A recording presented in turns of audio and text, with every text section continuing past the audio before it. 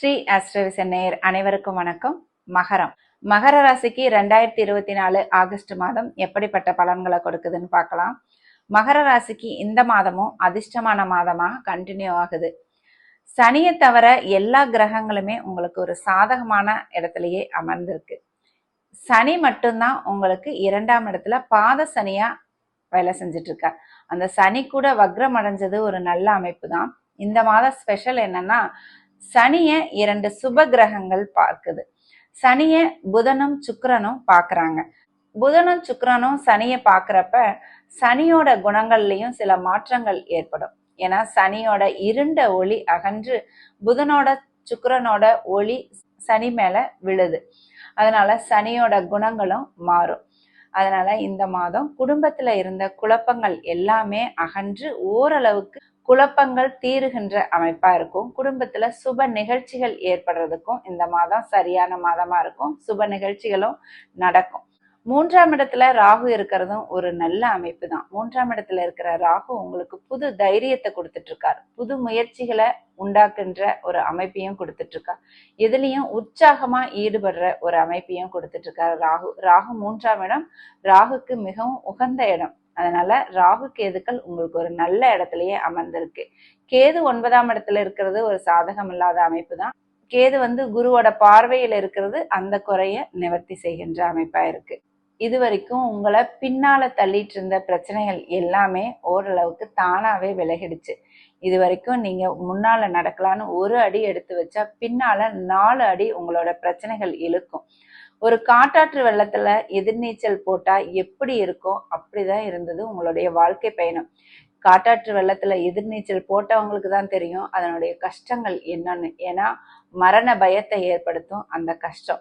மரணத்தை தாண்டி வர ஒரு கட்டாயத்தை ஏற்படுத்தும். வாழ்வா சாவாங்கிற ஒரு கட்டத்துல போயிருப்போம்.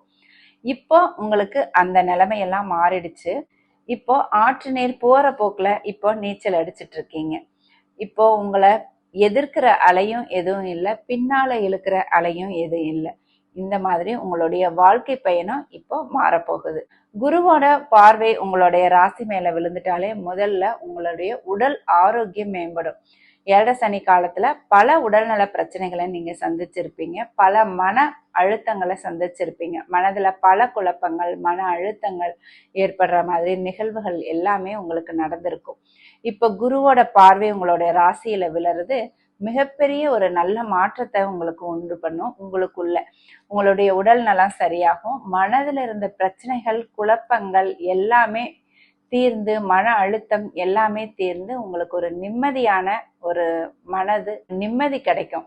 மனசு தெளிவடையும். குழப்பங்கள் எல்லாம் ஓய்ந்து உங்களுக்கு மனசு தெளிவடையும். உங்க மனசு உற்சாகமா இருக்கும்.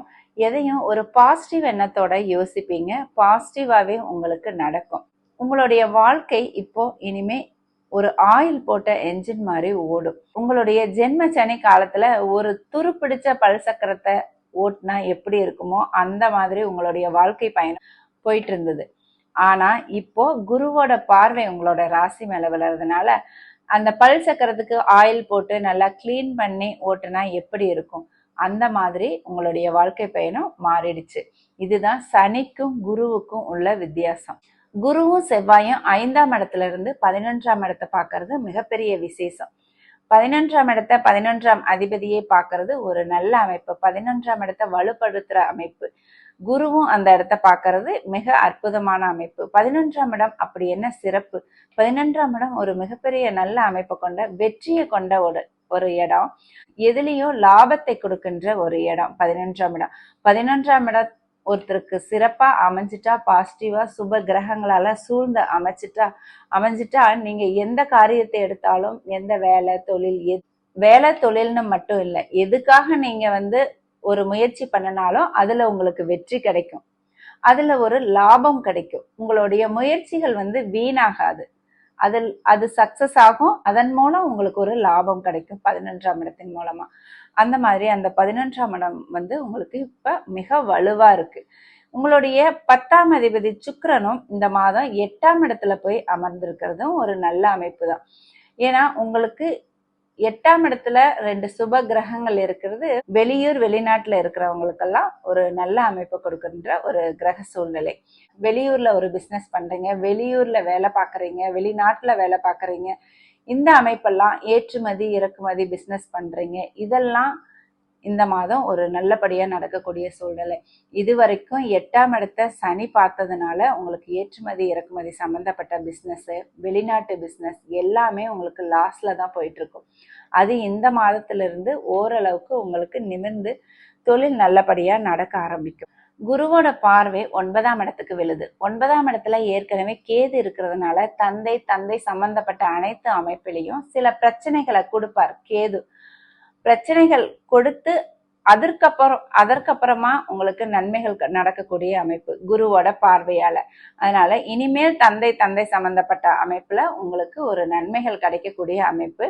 உங்களுடைய பாக்கியஸ்தானமும் 9ஆம் இடம் தான். அதனால உங்களுக்கு நன்மைகளும் உங்களுக்கு தேவையானது வயதுக்கேற்ப உங்களுக்கு என்ன தேவையோ அவைகள் எல்லாமே கிடைக்கக்கூடிய ஒரு அமைப்பும் இப்போ உங்களுக்கு ஏற்படுது.